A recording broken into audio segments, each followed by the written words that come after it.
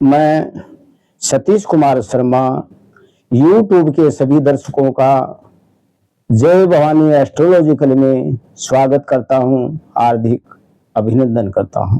मित्रों नमस्कार, जय श्री राम।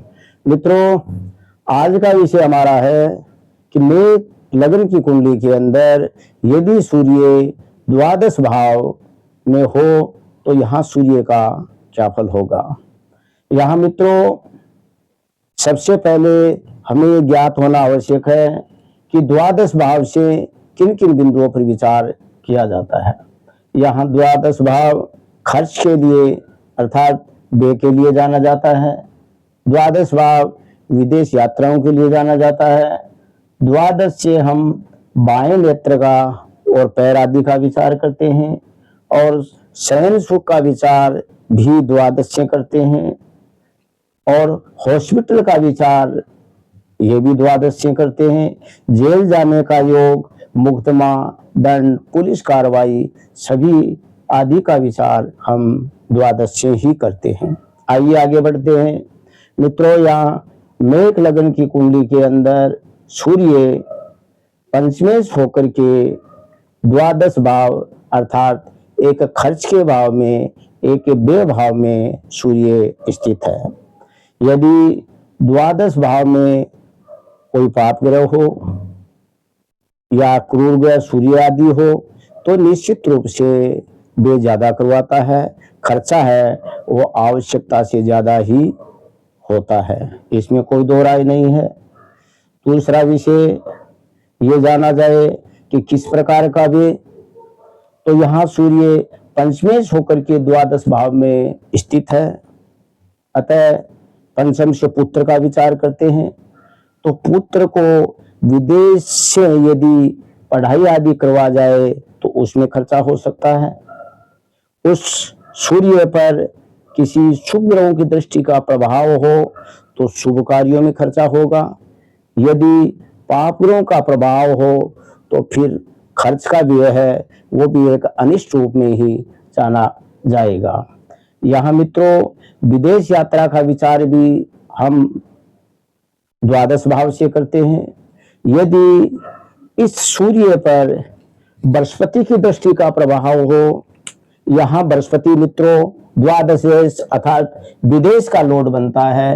यदि इस सूर्य पर केंद्र में बैठे हुए एक उच्च बृहस्पति की दृष्टि पड़ेगी सूर्य पर तो निश्चित रूप से ऐसे जातक की विदेश यात्राएं होगी, इसमें कोई दो राय नहीं है। और विदेश के अंदर ऐसा जातक सेटल भी हो सकता है। संतान को लेकर, पढ़ाई को लेकर भी अच्छा खर्च, एक संतान पर पढ़ाई की दृष्टि से भी खर्च हो सकता है और विदेश के लिए एक योग, सेटल होने के लिए अच्छा योग भी माना गया है, इसमें कोई दो राय नहीं है। इसके बाद में हम विचार कर रहे हैं बाएं नेत्र के बारे में। यहाँ मित्रों द्वादश जो भाव है वो बाएं नेत्र के लिए जाना जाता है और द्वितीय भाव है वो दाएं नेत्र के लिए जाना जाता है। यहाँ मित्रों द्वादश भाव में सूर्य स्थित है। यदि इस सूर्य पर शनि की दृष्टि का प्रभाव हो या मंगल आदि पाप ग्रहों की दृष्टि का प्रभाव हो तो निश्चित रूप से ऐसे के जातक के नेत्र में कोई न कोई विकार अवश्य आएगा। नेत्र खराब होने की आशंका है वो बढ़ जाएगी। यदि इस पर शुभ ग्रहों की दृष्टि का प्रभाव हो तो उसके फल में कमी आ सकती है। यहाँ पैरों का विचार भी इसी से करते हैं। यदि इस पर शनि मंगल आदि की दृष्टि का या राहु आदि की दृष्टि का प्रभाव हो तो पैरों के लिए भी कोई न कोई समस्या पैदा कर सकता है। मित्रों शयन सुख का विचार करें तो ये द्वादश भाव शयन सुख के लिए भी जाना जाता है। इसके लिए द्वादश भाव की स्थिति के बारे में देखना परम आवश्यक है। और द्वादशेश यदि अच्छी पोजीशन में हो तो यहाँ द्वादशेश बनता है बृहस्पति जो कि केंद्र स्थान में उच्च राशि स्थित होकर के स्थित है। अतः ऐसे जातक को शैया का सुख अच्छा मिलेगा, इसमें कोई दो राय नहीं है। मित्रों हम आगे हॉस्पिटल का विचार करते हैं। यदि यहाँ सूर्य स्थित है, इस सूर्य पर किसी राहु, शनि आदि की पापी ग्रहों की दृष्टि का प्रभाव हो तो निश्चित रूप से उसकी महादशा और पाप ग्रहों की अंतर्दशा के अंदर ऐसे जातक को स्वास्थ्य को लेकर के समस्या आ सकती है और उसको 5-10 दिन के लिए निश्चित रूप से हॉस्पिटलाइज अर्थात हॉस्पिटल में भर्ती रहना पड़ सकता है। यहाँ मित्रों, हम जेल का विचार करें तो यहाँ द्वादश भाव वो जेल के लिए जाना जाता है। मुकदमा केस आदि या गवर्नमेंट की दृष्टि से किसी प्रकार का दंड आदि की दृष्टि से यदि कोई प्रकार का अनलीगल कार्य किसी जातक ने किया हो तो निश्चित रूप से इस सूर्य पर यदि शनि, राहु और मंगल कमजोर हो, उसकी दृष्टि का प्रभाव हो तो निश्चित रूप से सूर्य के अंदर शनि की महादशा हो या शनि यहाँ न हो करके यदि द्वादश भाव में शनि स्थित हो, ऐसी पोजीशन के अंदर यदि सूर्य के अंदर शनि का अंतरा चल रहा हो या शनि के अंदर सूर्य का चल रहा हो तो उस पोजीशन में जातकों को निश्चित रूप से गवर्नमेंट से संबंधित कोई न कोई संकट खड़ा हो सकता है।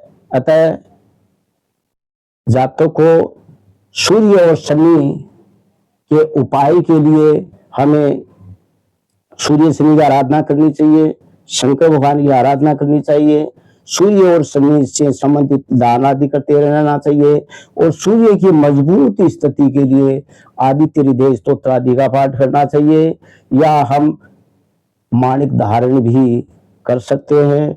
यदि इस सूर्य पर किसी शुभ ग्रहों की दृष्टि आदि का प्रभाव हो तो निश्चित रूप से ऐसे अशुभ फल देखने को नहीं मिलते हैं।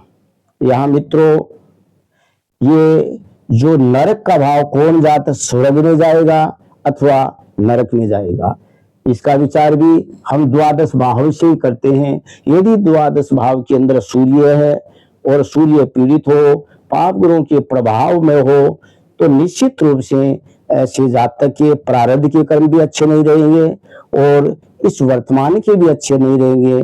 तो निश्चित रूप से उसके बारे में यह कहा जा सकता है उसकी यात्रा एक नरक की ओर निश्चित हो सकती है। इसलिए जातकों को अपने कर्म में सुधार करना चाहिए, पूजा पाठ आदि करना चाहिए, तब जाकर के उस एक दुर्योग में कुछ है और शुभता आ सकती है।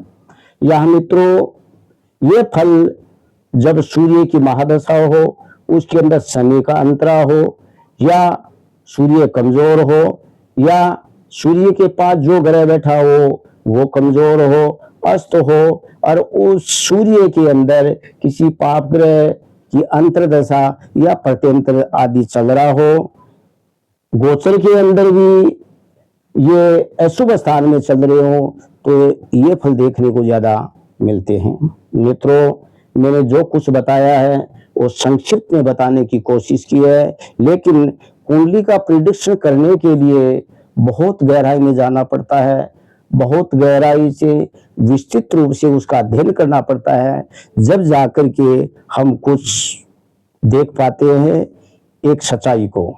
जो भी मैंने बताया है मैंने मेरे ज्ञान के आधार पर ज्यादा से ज्यादा और सुंदर से सुंदर बताने की कोशिश की है।